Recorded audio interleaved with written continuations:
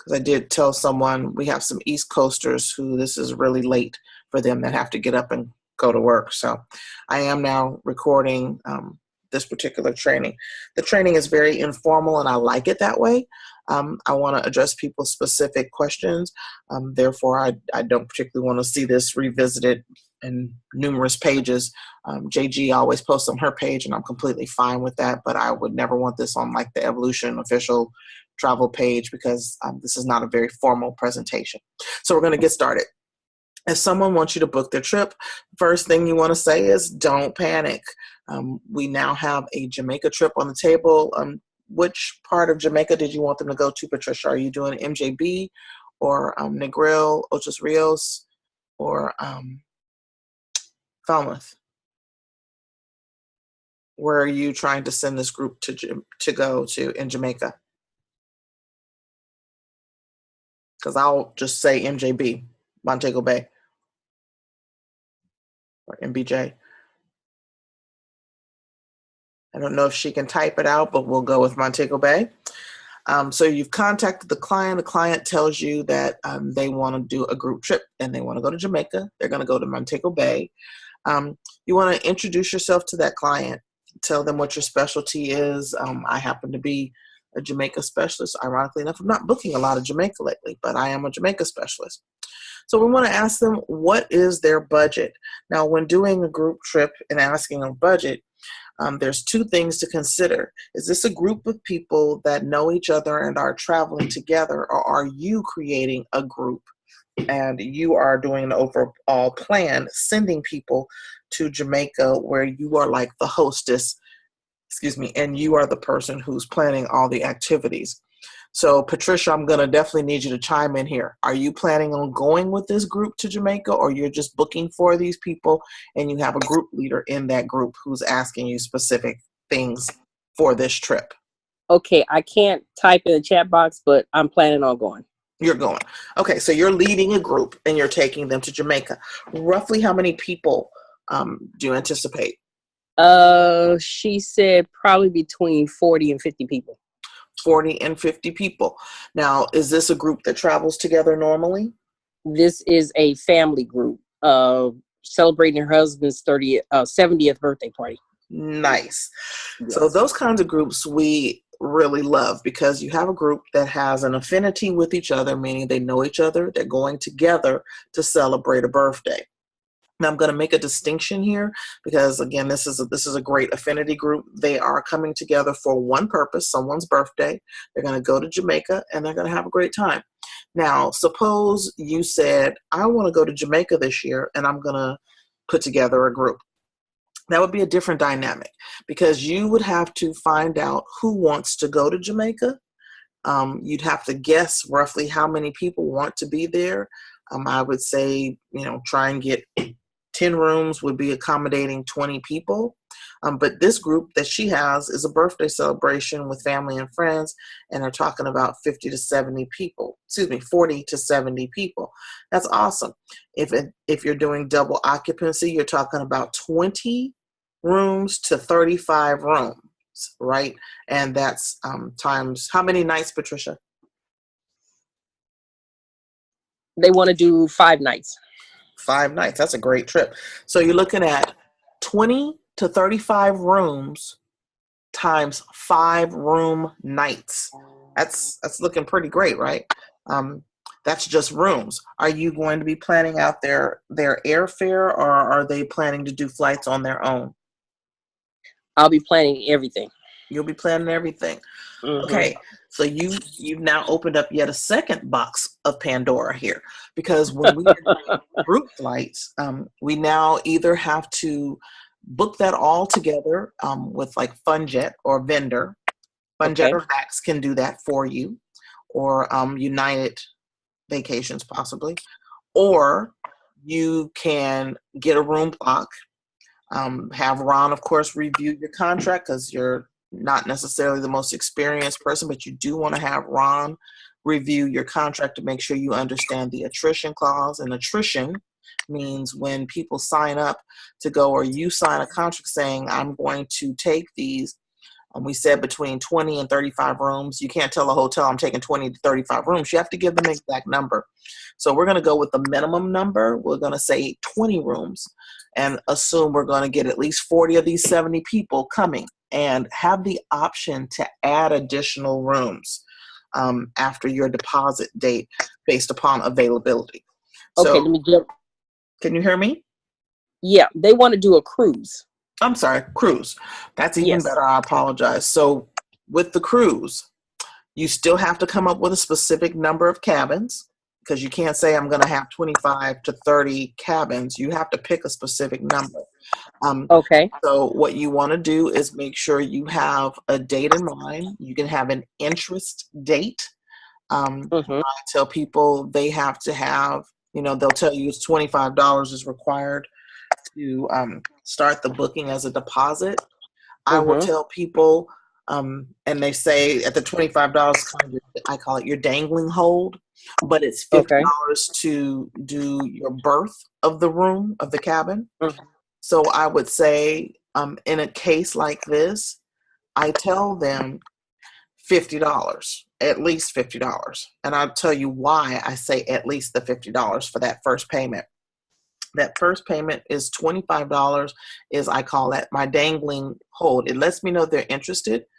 I tell them it is non-refundable and it is non-transferable. And I give them something that explains their payment terms. And I do that because I want to make sure that they know they're going to have to pay on the first date. They're going to have another payment in 30 days, which is going to actually get them to birth their cabin. So say it was $25 and it was a total of $50 to birth the cabin. So Mm-hmm. then their second payment would be due in 30 days to birth that cabin. And to explain what a birth is, because we have someone on that's brand new, that means that they're going to get assigned a cabin with their names on it. So when you call a cruise line and say, they tell you have a $25 deposit and you just charge people $25, that isn't actually securing your cabin. It kind of is holding the space, but you can't secure and birth someone, i.e. set them up in a specific cabin, until the required full deposit is paid. And if the full deposit was $50, I encourage people, particularly when doing this type of a cruise where it's an affinity group, i.e. a family, I would charge them the $50 immediately. Okay. Mm-hmm. 1, it lets you know who's serious. 2, you can secure the cabin. And then 3, any additional monies that you collect after that, you don't have to worry about, did you still have enough cabin space? And at that point, you've already reserved it. And if people are beyond that number of 20 that you initially requested, and you have additional people coming in and they're still paying that $50 to put their name on a cabin, you can go on up to that number of 35 cabins to accommodate 70 people. What you don't want to do is have 70 cabin spaces held, which generally Carnival would not hold more than 50 spaces for us, generally speaking, Mm-hmm. without it going to Ron or you having some type of proven track record, meaning you've already booked with them, or this is an annual booking that you do and they know that you're going to fill these slots. So you can always go up, but it looks better to go up than it does to go down, because you're holding space that someone else could have been booking. Absolutely. Right? Does that make sense to everybody? Yep. Okay, so I'm going to throw another carrot out there. Now, Patricia, you're doing this trip to Jamaica. They're all cruising. You reserve 20 spaces. Everybody's paying their deposits, or you're trying to set up what the deposit's going to be. You know that this deposit, in order to get them berthed in the cabin, is $50. And you want to make sure that these people are serious. And then everybody's going, yeah, I'm coming. We know how it is with group travel. You'll get 300 people saying they're coming, and you'll wind up with maybe 75 people who actually attend. And so that $50 just kind of lets you know these people are serious. But now you're attending this cruise, but say Tommy's wife wants to give people a nice little gift, and you guys talk about it prior to going, and she's like, well, yeah, I think I need $20 a person on top of whatever they're paying. And it's important to me because, we want to give them a shirt where it says Tommy's 70th birthday, and we're getting shot glasses made or whatever, specialty items that she wants to do. So when you're making your initial pricing, this would be the time to say, okay, I'm going to make the initial deposit $75. And the way you would do that is you can invoice people a service charge is what you can call it. And that would be $25 would go directly to you on a service charge. You can explain what it is. It's for incidentals. You can say it was your actual, if it's charging for yourself, you can say it's your service fee for creating this booking. But if you're doing something above and beyond what the cruise line is offering, and you go to a family reunion and you have the whole packet, and they give you a beach towel and a shirt that says the Robinson reunion. So in this case, it would be Tommy's 70th birthday shirt, and they're going to get their little shot glass, and then they're going to have a little welcome packet. You would bill that separately. You can do that and just explain it as the Robinson birthday service fee. If anyone asks a question, I would refer them back to the family host, and they can explain what's entailed in that fee. Then you would have your credit card authorization form that you already had filled out anyway. That first service fee is going to come to you, or you can actually have it go to your client if they have a PayPal, or if they have a Venmo, or if they have Cash App. That fee is going to be paid directly to them, or if it's going to go directly to you. You'll have to remember when you're charging these fees, you're going to get a fee for the cash. So if you're pulling $25 to give to the host, you might cash out at $23.42. So is that actually covering the materials that that person wanted to cover? If it's for you, Patricia, and it's your $25 as a service fee, just be aware that you're not going to get $25. You're going to get about $23.42. That whole service fee, or that fee for participating in the Robinson 70th birthday party adventure, is invoiced completely separately. So you're going to send them whatever you're doing as a PayPal invoice request, or as a Cash App request, or as a Venmo request, however you're processing that payment. Then you're going to get your credit card authorization form, and you're going to have each and every person who is going to be paying for this cruise fill out a credit card authorization form. And I'm in the middle of a cruise right now, and people can be really special with the credit card authorization form. And I say, literally, I've been dealing with this all day today, and I'm kind of like, mercy, Jesus, help me. They did the initial payment via, what did I send it? I sent it to it as a PayPal invoice, and the cruise person who's hosting the cruise requested $25 additional. And I'm processing that for her. So the initial cruise request was done with PayPal, and it was fine. And then they turned in a credit card receipt. A couple of people were like, I don't want to do that. I said, okay, I don't have a problem with you not doing that. Then be aware, when I process your payment the second time, you're going to pay all those fees. And I'm like, I don't care if you do it on a prepaid credit card or whatever, you still have to fill out a credit card authorization form. And some people just get really, really wonky with these things. And I'm like, I don't need your credit card, but I'm not going to be charging any card without a credit card authorization form. So 2 weeks later, you can say, I didn't authorize this charge. And then Ron's going to call me and go, hey, Pam, what's up with this cruise that you're doing? This chick or this lady called and said she never authorized this payment. And, I have all of my materials say this is this is automatically going to be billed to your card, and, all these different things. And, it just becomes crazy. Do not do any type of business without securing a credit card authorization form. It will come back to bite you. It will come back to bite you. It will come back to bite you. That is your first rule of business. Even if you are doing an individual payment where they're paying you a service fee or they're paying the host of this trip for a service fee, get a credit card authorization. Anytime you process somebody's money, get a credit card authorization. And then people go, well, why are we doing this? I don't understand. What? It's so important. It gives you a leg to stand on. It helps you. Can I jump? Pardon? Can I jump in and say something real quick? Of course. Okay, I'm glad you're saying that, because I just did for next month for this couple, and she's kind of lackadaisical, and I know them because I attend church with them. Mm-hmm. And she's like, well, hey, just let me shoot you my credit card, da da da da da. And I said, no. I said, we have to fill out the credit card form. And she's like, why? I told her, I said, because I'm running an official business here. Exactly. I said, this ain't no fly by night. I said, this is what I do. I'm professional.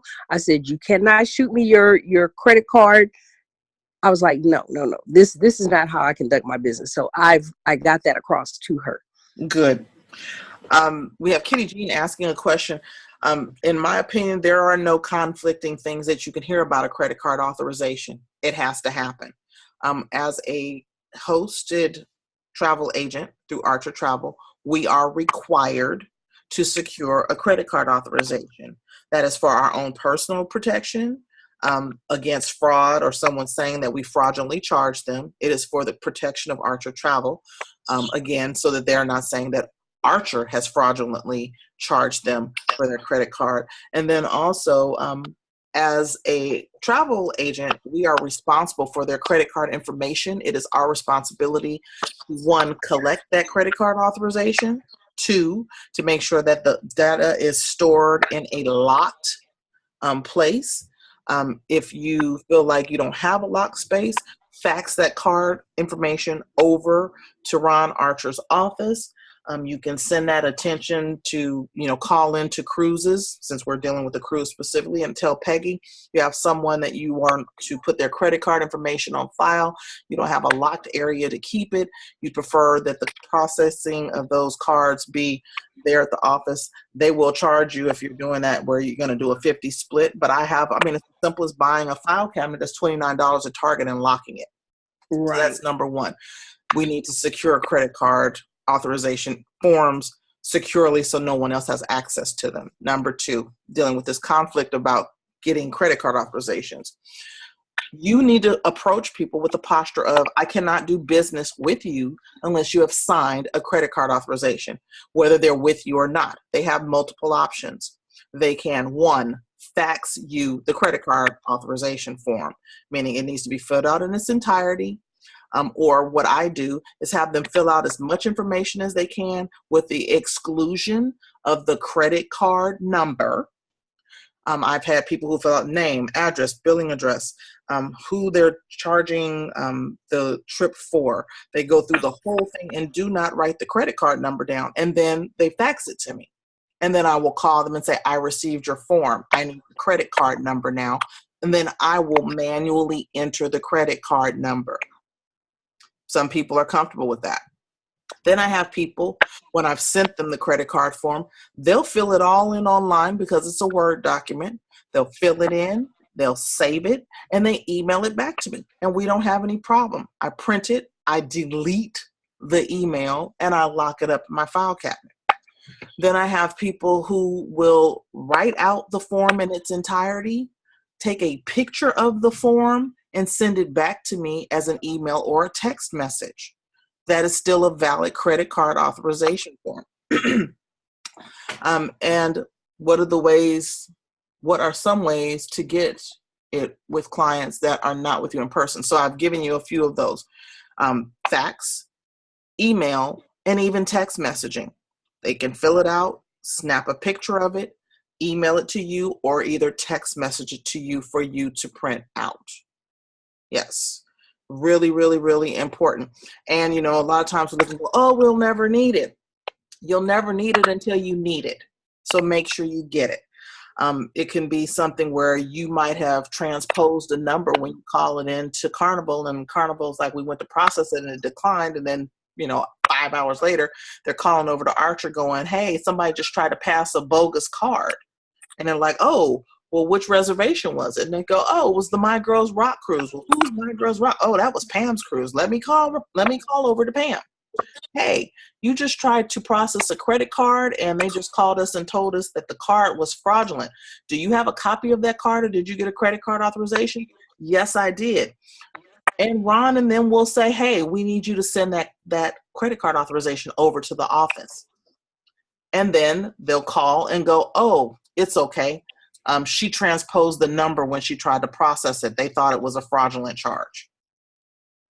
You have to cover your own CYA, for lack of a better word, to make sure that, one, you are keeping secure information secured, i.e. someone's credit card, keeping that secured. Two, verify and go back and forth with the person who's taking your credit card information or whoever's processing that payment. Make sure that you are repeating the number. Ask them to repeat the number to you. If they say it's declined, have them try it again to make sure that you've read the numbers correctly. And then at that point, you can call your client and say, hey, this is not processing, or there's an issue with your card. It might be that the card is now maxed out. It might be that they did a lot of shopping on that day and they can't process because they went over their spending limit and didn't realize it. Or it might be somebody slipped you a bogus card.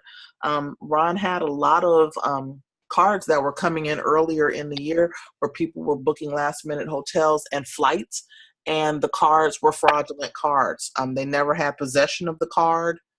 So they just kind of gave the numbers over the phone to the person who booked the trips for them.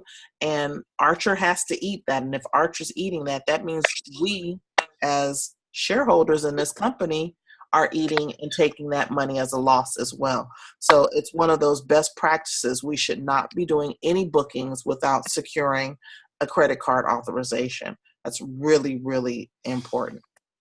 So we've now kind of went on a tangent, and I apologize for that. But again, when we have new people, and even some of us established people need to know the importance of having that. That is one of our best practice principles. Make sure that you are securing all bookings with a credit card authorization form signed by the client.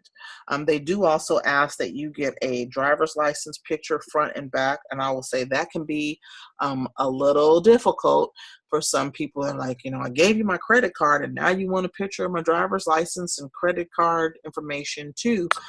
When I don't know someone, I just, again, have the posture of, yes, this is required by my agency. And if you go into Costco or if you go into AAA, they're actually going to get a copy of your driver's license as well. As soon as you come in, they go, hey, may I have your member ID number and your driver's license when they're going to book anything. And they take a photocopy of that. And then when you finally finish at the end and you go to pay, they take a copy and have you fill out the credit card authorization, or either they're scanning your card in your presence and you sign a little blurb, which is giving them permission for you to pay for that item with your credit card. So we just want to make sure, again, part of it is our posture and how we approach people.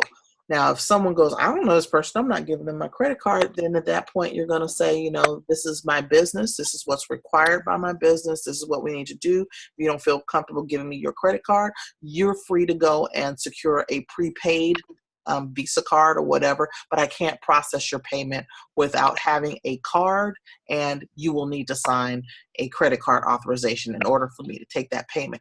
Now, if they want to do this on a prepaid card versus their own personal credit card, I'm completely fine with that. You know why? It still processes, and we'd still require that they fill out the credit card authorization form.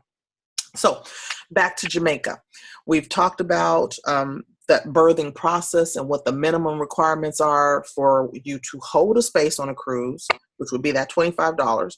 Then we have the birthing process, which would be $50. So I'm going to charge them $50, but then my host said we actually want to hold $25 as well for their cruise, to give them special items. I would make and you two would talk, your host and yourself, and decide, do you want to charge your initial deposit of $50, $25 immediately going as that service fee to the host, and $25 to just hold the space? Or do you want to make it $75, where $50 is going to secure their berth in a cabin, plus the $25 that you're having paid for the service and fund fee that are taking place outside of Carnival? Whatever you decide to do, you just need to make sure that you are in agreement with the person who's going to serve as the host. So if you're going with that $25 partial payment, I would highly recommend that you make a second payment due within 30 days so that you can go on and get those cabins berthed. That's really important. That way, if you have any extra inventory, you can let it go because you didn't meet your 35 cabins. Or if you only secured 20 and you have 30 cabins worth of people who want to go, you can go on and add an additional 10 cabins because you've already berthed 20. You've already taken the fee for those 20, and now you know you have other people who want to go. You can go on and add additional cabins with that money in hand to get those people berthed in that cabin. So that's your main thing for your booking of a cruise. So once you've got that established, we kind of talked about this last week on the Monday Night Hustle. What we did was talked about setting up installment payments. And because with cruises, they give you a basic date of when you have to have your amount of money set forth for berthing your cabin. Then they tell you you have another date possibly where they want to see at least half of this paid, or either they just go, your final payment is 60 days prior to departure because we're doing a cruise. So 60 days. So somewhere between today, which is July the 16th, and these people are going in June 2019. If they're going in June 2019, their payment would be due May, April. Their final payment would be due in April 2019. Now, you've already secured their $50 that was required to berth their cabin. So their name is affiliated with the cabin. They are reserved. Their space is in a portside cabin. It's an ocean view. They've already put their money down. They technically, according to Carnival, in your contract, it'll tell you whether or not they have another mid-payment that they need to make sometime between July and April. Or if they don't have any monies that are due in between there, their final payment would be due, say, April 1st for their June trip. So with that said, let's talk about installments. What you can do as the travel agent is set up payment installments, and you do that based upon the probability of your group paying. Some people will go, I'm going to pay it all off. Well, yeah, the probability of that is great, but what's the probability of 70 people just deciding to write a check on April 1st to pay off their entire balance? It's pretty minimal, honestly.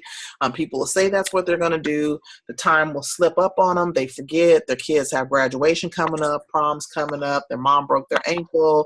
They got laid off of work. The car battery died. The tires needed to be replaced. Life happens. So the fun thing about us being travel agents are we can set up installment payments.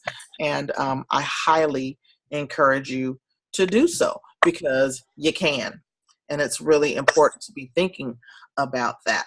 So as you're setting up your payment plans, one thing you want to think about is you've already got that minimum that's paid, but let's see, we have July. So August, September, October, November, December, January, February, March, and April.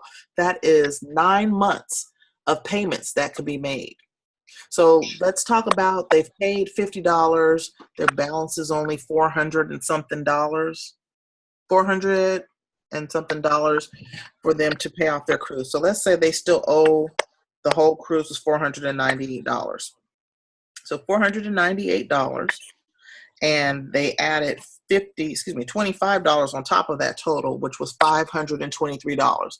Now they've already paid 50 of this because that was what we required, right? Actually, we're going to say 75. They paid 75 of it. 50 was their birth fee, And then the $25 was their service charge. So $498 minus 75. So they have $423 remaining per person, double occupancy, to pay off their cruise, right? Yep. So they have 9 months to pay for this. Now, here's the fun part. Again, as a travel agent, what you can say is, hey, I'm going to have you pay this off. Let's just have you pay it off in, say, 4 months. You might want to have them pay it off on a daily basis, on a monthly basis. Or they might go, hey, I'm really interested in that, but I'm thinking I don't want to pay on a monthly basis. I want to pay every other month. I'm going to show you what I set up for my clients. Okay. So I do this because everybody has options. When doing this in public or for a group as this, what you can do is just go, there's $423. I want all my payments are due on April 1st. And that's another thing we should talk about. If your payments are due on April 1st, then you should tell them their payments are due on March 1st. You always want to give yourself wiggle room in order to go, I'm going to have a straggler. Somebody's going to have some kind of miscellaneous balance. People are going to call me on the 1st and say, oh, can I pay on the 5th? Or I don't get paid till the 15th. You still have that wiggle room. Now, do I tell them that they can pay after that March 1st date? Of course not. So we said they had 9 months to pay when actually they have 8 months to pay because we want all that balance paid off by March 1st. It also gives you 2 weeks to make sure you have your record keeping together. You've recorded all of their payments. You can issue their final receipt that it's paid in full. You'll see those miscellaneous straggling balances, and it gives you time to collect that, and everything is done. And you're like, whew, we got it all done on March 21st, but all payments are due on April 1st. Now, if you try to do all this on April 1st, what is the probability that you think that everybody would have been paid by that date? Let me tell you, slim to none. We love doing group cruises, but the thing is with groups, everybody's an individual and they have to pay individually or they pay as a couple. And pulling money at the end can sometimes be a pain. So that's $423 that's remaining, the 8 months that's remaining. Let's see how much money would they be required to pay if we broke this down over 8 months. That would be $52.86 per month. So looking at my form, can you all see what I have here? You should be looking at Kimberly Lewis's birthday celebration. Can you all see that on your screen? Or do I need to switch to a different share? You see it? I see it. Okay, awesome. I'm going to scroll down on that if I can. Move that group chat out. Okay, so this is my client who is doing a land excursion, but the same principles apply. The cost of this was $1,483. So in this case, we're going to say $498. The cost per couple would be double that cost because it's double occupancy. I always write down what they have paid, and in our case, they've only paid $75. And I'm going to copy this so we can actually do this in real time, and we'll call it sample payment plan document.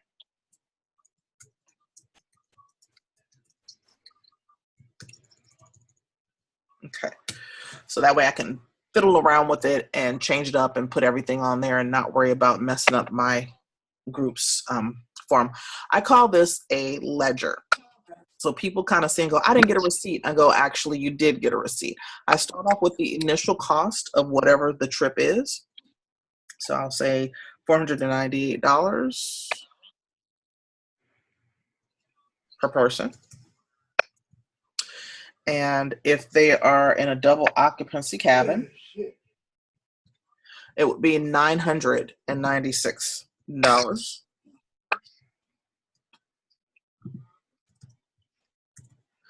Now, if they're not a couple or whatever and they're only responsible for their own billing, then you would remove this per couple line, right? Because then it'd be like, this is just Kim. Then I'd say the balance that they've already paid. We said they're charging them a $75 deposit. And they paid this on, enter the date, 7/16/18. Now, it's telling us that they owed I'm going to do this as an individual. They paid $498. Well, they owe $498. They paid $75 of that. So their current balance is $423.00. Now, their payments are going to be made to whom? All Carnival. further payments are going to be made to Carnival Cruises. This is important because you have that credit card authorization. People are going to go, well, who's going to show up on my credit card? It will be Carnival Cruises, and I'll say, or Archer Travel Services. So it tells them their final payment is due. Remember, we talked about this. The final payment that's actually due to Carnival is what date? 4/1.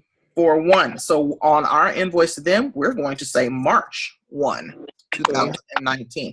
Why are we doing this? To give us that room. Exactly. Giving you a little bit of wiggle room. So what we're going to say, what's included in this trip is one double, I can't type, but occupancy, ocean view cabin on Carnival Sensation. Name the ship. They're going on the Carnival Sensation. Okay. And then list the dates. March. Oh, we can't say March because this is due. It's July. Sorry. July 1, 2019 through July, say 8, 2019. So they're going on a 7-day cruise. And yes, we know these prices are not reflective of what's correct, but we're just doing this for visuals, right? Right. So payment arrangements can be made by filling out, what's the magic word here? Credit card authorization. Credit card authorization to charge your credit card based upon which payment plan you select. Now, you can remove this because we're going to have every single person pay the same bill. You can do that, or somebody may say, well, I want to pay this off in 4 months. Whatever you choose to do, you can do that. I'm showing you this document so that you can see how you can do installments. So we said it was 8 months, right? So we're going to say 8 months from July 1st through, actually, March 1st, 2019. So they've already paid $75. Their current balance is $423. Let's divide that by 8 because they're going to make 8 monthly payments. So, and we're going to take off this couple line. Why? Because we're not billing a couple. So their per person charge would be $52.86 times 8 months will be $423. Sorry, went to the wrong spot there. Would be $423, which is equal to what? Their balance owed here. Yes. Right? So if this is the plan that they're opting to do, you're going to have them initial this, PTR. It's approved. They're going to initial that. Well, they go, well, you know, I don't think I want to pay every month. I think I'm going to pay in, because we're starting it here, so we'll go July, September, November, and January 2019. Take this extra and off. Okay, and those dates or payments are as follows. Let's go back, delete that. 423 divided by 4 payments is $105.75 times 4 months is going to give us what? $423, because that's the balance that still remains on this trip. They're going to initial that they want to pay for bi-monthly payments, right? Or they can say, you know what, I get a Christmas bonus, and I'm just going to pay it all December 1st. Or they can say, I'm going to pay it all on January 15th, or I'm going to pay it all on March the 1st. Then you would have them document that they're paying it on March or by March the 1st, 2019, in one lump sum payment for their balance, 423, at $423. And this is the payment plan that they're opting for. Now, because we've made a couple of alterations to this, what I'd also add is this payment plan is based upon the contract of services that you have entered with Savor World Travel, Archer Travel Services, comma, and Carnival Cruises. All payments are expected on time and will result in a loss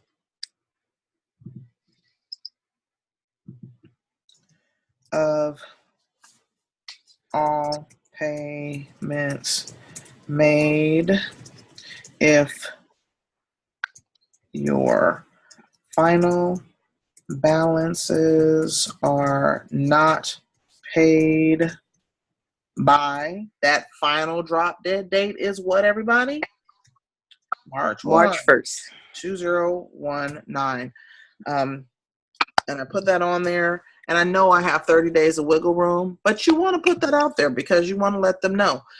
The payment, this is your contract of service that you've entered with Save the World Travel. Excuse me, I didn't put my and more. Archer Travel Services and Carnival Cruises. All payments are expected on time and will result in the loss of all payments made if your final balances are not paid by March 2019.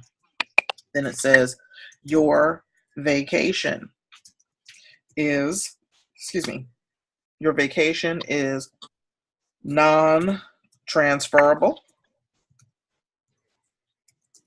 and non-refundable unless you have purchased travel protection as was offered by your travel agent. Your vacation is non-transferable, put the S in there, and non-refundable unless you have purchased travel protection as was offered by your travel agent. And then you say, thank you for using ABC Travel Agency for your dream vacation. Blah, blah, blah, blah. So clearly I typed bad at the end there. I'm not going to correct it. But here is offered by your travel agent. We want to have a space for initials there. Right? Yep. Because it's also saying that they understand it's non-transferable, it's non-refundable unless they purchase travel protection, which was offered by their travel agent. And then thank you, obviously, for using for your dream vacation. So these are your payment options. If you're doing that, it would be 8 months at blank, it'd be 4 months at blank, or 1 month. So now that Patricia's doing this, she may decide she wants to take 8 monthly payments. Patricia, you're going to say what your option is going to be. Are you going to have them do 8 months? Are you going to have them pay bi-monthly? And personally, I always tell people, if you're going to have them do monthly, I would still waive the month of December, because trying to get money from people in the month of December is like holding a gun to your head and waiting for the chamber to tell you whether or not it's a live bullet. It's just difficult. Right. So I always opt to skip the monthly payment for December. Okay. And if I do that, it would be 8 monthly payments, blank. And I would say with the exception of December, and you could actually make it paid due on that April 1st, but that would be your choice. So how do you want to go forward with your payments for your cruise? So you can see what this would look like for your cruise.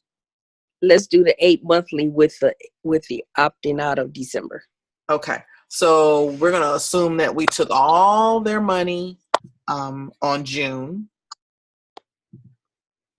So we're saying June 1st, 8 monthly payments, June through March 2019. Note, where are we? Note, you will not be charged during the month of December 2018. 20. God, it seems like I need coffee at this time of night. Oh, this is the late night hustle. We love the late night hustle, but y'all know Pam is up early with the morning call, and it starts for me half an hour before the call starts. So I am up at 5, and that usually means I'm up at 4:30. So I'm starting the sundown, so I apologize in advance. Okay, so 8 monthly payments from June 1st, 2018 through March 2019. And then we're going to just make this all neat, because we're going to get rid of all this extra verbiage, and we're just going to cut it out because it's not applying, because Patricia has chosen to do a monthly billing. This is what your payment arrangement is going to look like for your clients. Yay. Travel, agency, and dream vacation. And then you finish off with a salutation. Thank you. Well, actually, for using for your dream vacation. And then we'd say Patricia Snell's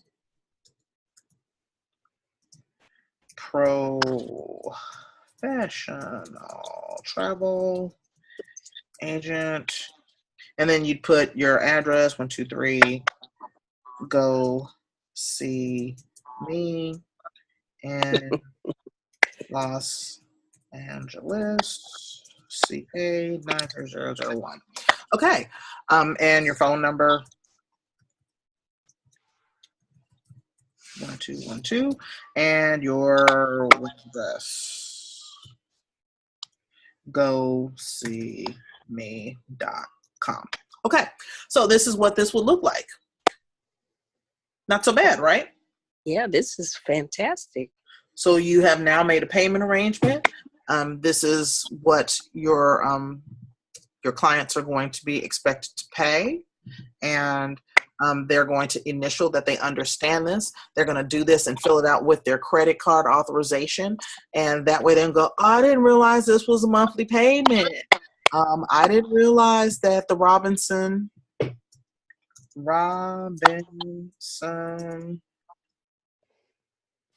birthday celebration, and I guess we should say 70th birthday celebration, and they're not going to Maui, they are going to Montego Bay, Jamaica.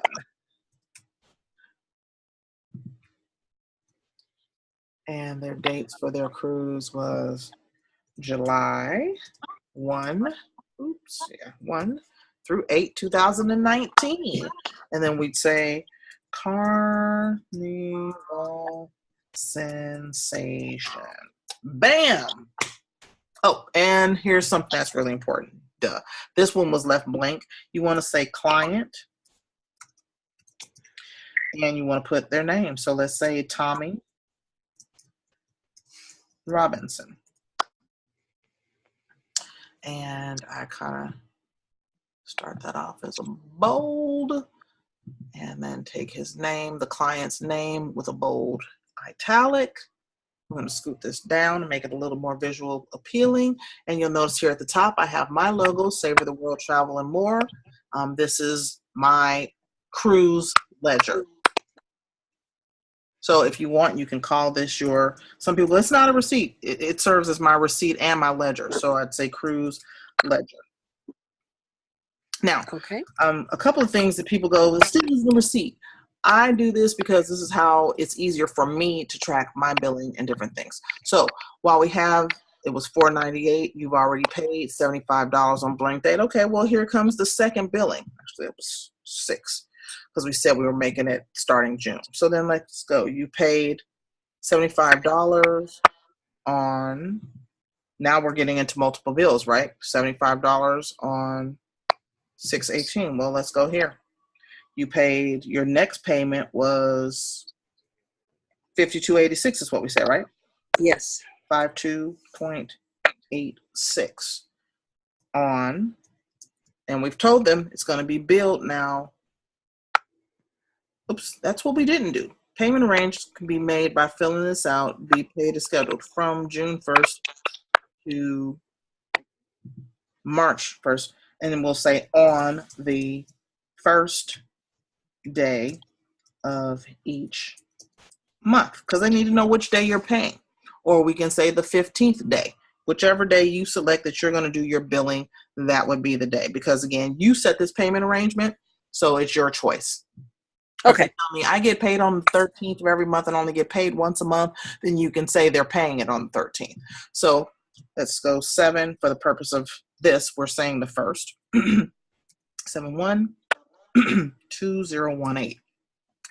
So it's showing that they made a second payment, and then you're going to change your balance because they had started off with $498 owed. They paid $75. That took it to $423. Now they just made a second payment of $52.86. Their total owed now is $370.14. And it shows they made these payments. These are, I'm on a call. These are the dates that they made the payments. This is the balance that's currently owed. And it tells them again who the payment on the credit card was going to be billed to. So you can do this until you've paid off your final balance. You can keep adding this down for every one of these monthly payments, right? Right. It's a great way for you to see what's on here. Now, sometimes you might even do this with card ending in, because sometimes people change credit cards, and let's talk about that. You get a new credit card, your credit card is expired, they issue a new credit card, your card is lost or stolen. This is a really good one to do as well. With credit card ending in 1234 or 1243. Well, the next month, they might not use the same card. But guess what you need to do if they're not using the same card? Put that card in. What? Put that card in. You need to put that card in. You need to secure an additional credit card authorization form. You need a credit card authorization form for every single card that you use for the payment of this cruise. Wow. That's good to know. Yeah. And again, because that's for your protection. And if they did have something fraudulent happening with their card and they say, well, I don't know what this payment was. It said it went to Archer Travel. I don't have any business with Archer Travel. Well, you do. It was your cruise. And they'll go, oh, because I was on my old card, but this is my new card. And, you know, they had those fraud charges on the old card and they're still trying to reconcile that. Yes, that was an authorized charge. Okay. That makes sense to everybody? Am I getting any chats? My screen disappeared. Okay. So does everybody understand that every single time you get a new card, you need to have a new credit card authorization? So we're going to make our next payment. So our next payment is going to be 8-1.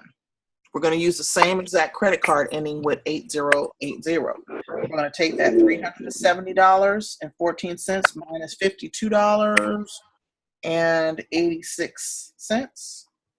Oops. 370.14 minus 52.86. So our new balance is $317.28. And they paid with the same exact credit card number, so that one ended in 8020. Right? Well, now we're going to do our next payment for the month of September. Same balance is going to be paid. Oh, but she decided she wanted to use her debit card instead of her credit card this month because her husband overspent and the kids went out of town, blah, blah, blah, blah, blah, blah, blah, right? So she's using a different card. So we got yet a third credit card authorization, and this is the card number. It ended in 4213. It's $317 was what she owed, and now we're going to take off another $52.86.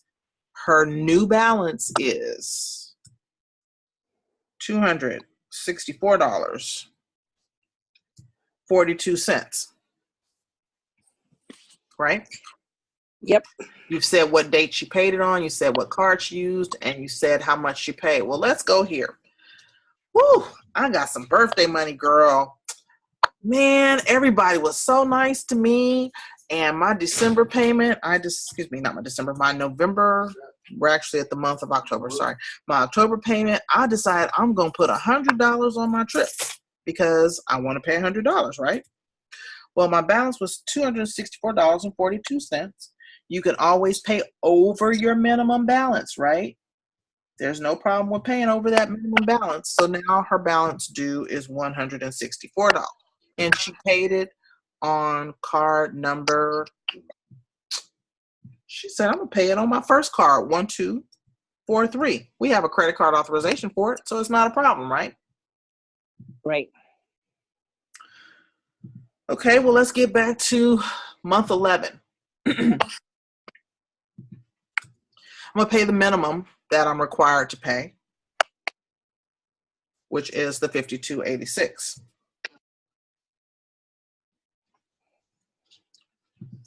And that's going to give me a balance of $111.56. And she paid the card balance on 1, 2, 3, 4. Current balance now owed for the month of December is $1,156. Well, we already said we are not charging people in the month of December. Why? We don't like to play Russian roulette, correct? Yep. So we're just going to skip all over that. Start the new year off right with a payment for the new year. And she's going to use card number 8080. So we have $112.56 minus $52.86. She now owes $58.70. Right? Looking pretty good here. Looking real good. All right. Well, we get to the month of February.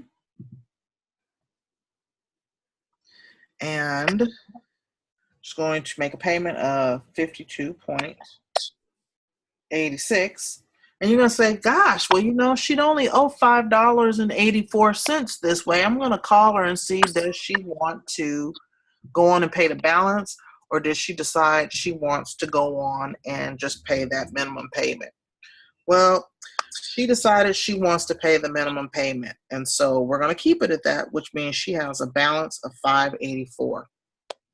And we're going to change this to the second month, which was February. 9.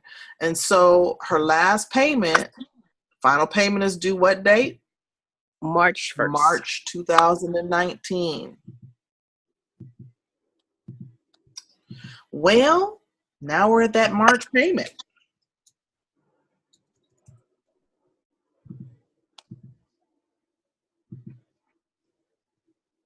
$2019.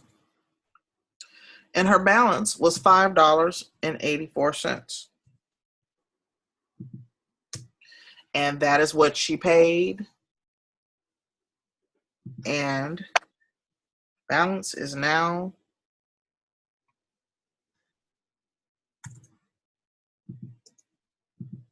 your balance is $0.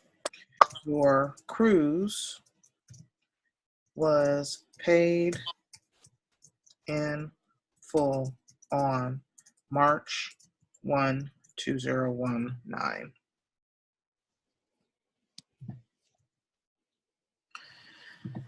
Okay, there we go. So you have a ledger here, a complete ledger of every single thing that was paid for this trip,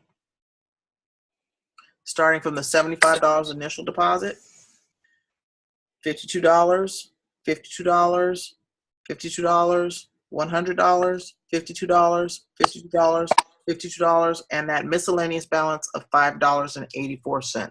This cruise has been paid in full. The final payment was done on the 1st, so it was paid in a timely manner. This is the double occupancy Ocean View cabin. This is a single payment for one person, Tommy Robinson. The 8 monthly payments were done, and sorry, in a good world, we would have had this already filled out, but the initials are on there. And then thank you for their payment. They opted not to do the travel protection, so their initials would be on here. And of course, thank you from Patricia Snells, professional travel agent. And you're all set. So that takes care of payments for your group. Patricia, what other kind of questions do you have regarding your group? The main thing with group travel is that initial setup and then staying on top of your payments. And I assure you, if you're doing your payments like this, where you are documenting what date it was paid, how much was paid, and what card they paid on, you are golden. Yay, that's cool. So my only other question is, people are going to have to fly to where the ship is. So then I can get together with you later and we can talk about that. Putting that in. But I can kind of just broadly address that here because I know we have people who might have that same question. Okay. That's individual flights. So Right. I misunderstood, like you're not having, because they're not having the 70 guests coming from San Francisco going together. Their family is all over the country. So when you're doing group bookings, all over flights, that would have to go directly through Ron Archer. Like if 50 people were leaving from San Francisco airport and trying to fly together on the same flight, that would need to be done through Ron. If you have 4 people leaving from San Francisco, 12 people leaving from Oakland, but multiple times. Some people are staying 2 days before. One person is coming in on the morning of. Those are individual flights, and you would just book them. You can have them do that through Carnival, because Carnival now has flights that they can book, or you can do them yourself. If you're doing them yourself, you can charge a service charge for booking the flight, since you won't get any commission off of that. Or you can have it done through Carnival. I like to sometimes do it through Carnival if it's not a lot of people. They can have them take care of the transfers from getting from the airport to and from the ship. Or there's a whole nother realm that you can go with this, because this is a large group. You can do a room block in Miami, which everybody's flying into Miami. You can do a room block in Miami for those who are coming in the night before. And I would highly recommend, as we're talking about cruises, people need to arrive for a cruise at least the night before the departure of the ship. People go, I'm going to fly in that morning. You will be amazed to know how many people miss their connection to getting on their ship due to weather, due to fog. Sometimes it's due to storms. Sometimes it's just backup at the airport because another airport had a backup, and so all the planes didn't get there to fly out on time to your destination. So I always tell people, if you're going on a cruise, you want to be in the city of departure the night before. This cruise that I'm planning right now, they're leaving from Long Beach. And people are like, well, we're just in San Francisco. It doesn't make sense to go the night before. I said, it does make sense to go the night before because you want to get there. And they're like, well, I'm going to catch the 7 a.m. flight. Well, that's great. Hopefully you'll get on the 7 a.m. flight because we tend to have foggy mornings in San Francisco. The fog burns off at around 10 o'clock. But everybody who's on that 7 o'clock flight, 8 o'clock flight, 9 o'clock flight, and 10 o'clock flight are all trying to get on that 10 o'clock flight. So are you actually going to make it to Long Beach in time to get to your ship? Right. So as a travel agent, it's our job to warn people about these types of things. Set up a room block. Again, you can do that at a minimum number. You can say, I have 70 people coming in for this cruise. I'd like to secure 20 rooms. And you set it up where they are calling in and giving their credit card number as a credit card authorization. They're calling DoubleTree directly for that. You would have a room block number for them. Of course, you get the conductor credit or the travel agent credit, but they're taking care of that themselves. They're calling in, or that you have a credit card authorization on file now. If they say they want you to secure their room, you have that credit card authorization. You can call and say, Mr. Tommy Robinson is going to be coming in on the night of June the 30th, and I wanted to make sure that I have a room held for him and his wife. The room rate is $119, and I have a credit card authorization. I can fax that over to you now for this particular hold for this particular room. Okay. And just again, you want to make sure you're encouraging people and letting them know you can hold rooms the night before. You can hold it up to 2 to 3 nights before somebody wants to extend the stay and make a vacation, or 2 to 3 days on the back end when they come back, because you may get back to Miami and your ship will let you off by 10 o'clock and you had a flight. But if there was, again, a storm in Miami or something off the coast and now all of the flights are backed up, you might not get on your flight on time. Right. So, some people tend to stay and some people go, I'm just going to fly home. And they wind up waiting in the airport for 6 hours waiting to fly out. So these are those things that as travel agents, we want to remind our clients. Sometimes it's not about the plane that you're on. It's about the plane that went before you, or what didn't happen, or did your ship or plane actually get to where you need to be so that you can get on your ship on time. So that is that. And then let's talk about upselling. You have all these people going on this cruise, and this is amazing that they're coming for Tommy Robinson's 70th birthday. It's amazing, right? Well, they're going to get to Jamaica. So what are you guys going to do when you get to Jamaica? Do they just kind of want to walk the port, or do they want to get over to do a tour of Falmouth and go see the shops over there? Or maybe they want to go to Ocho Rios, or maybe they want to go see the Duns Fall, and go do the Duns River Fall and go there as an excursion. Find out what excursions are available through Carnival. They list them there for you to see, and post that in a group. Whenever you're doing a group for a cruise, put together a Facebook group and put those people in that group so they can see what options are available. The hotel, make sure you're listing the hotel so they know, hey, that's a pretty cool hotel. I think when we come early, I'd like to stay there. Let them know what nightlife is around there. They can go to the Clevelander Hotel. Put it out there that you're having drinks. People are meeting for drinks at the Clevelander. You can also put it out there that when you get to Jamaica, the options could be going to Falmouth and going shopping at the port, or they can go a little farther in and go do the Ocho Rios thing, or there are zip lines available if they want to do zip lining. List out the cost of those excursions and let them know that you can arrange to book those for them. You book them through Carnival. You get it prepaid and set up, and of course you get commission off of that. But also it's about you servicing your client. Absolutely. And letting them know what those options are when they get there on their cruise. This has been so helpful, my dear. Oh, well, good. And I hope that me doing this has helped others on this line as well. I think so. One of the good things about it is there's never a silly question. And if one person has a question, you better believe 3 more people have the same question. So. Yay. thanks for being open to share your trip with us and letting me kind of make a mock around it and think about all those possibilities and things you need to think about when you're doing your booking. You know what? This has been so extra special, and I certainly appreciate it. I thank you. And I'm glad to be the guinea pig. Because I learned a lot. Good. And you're on my team, so you can reach out at any time. So, you got Patrice, and you definitely have me. If you have any questions, by all means, reach out. Correct. Yeah. So I'm going to follow up with you to get this cruise ledger. I'll follow up with you to get that. Okay, awesome. No problem. I'm going to go on and say I'm going to close up shop because 4:30 will be right around the corner for me.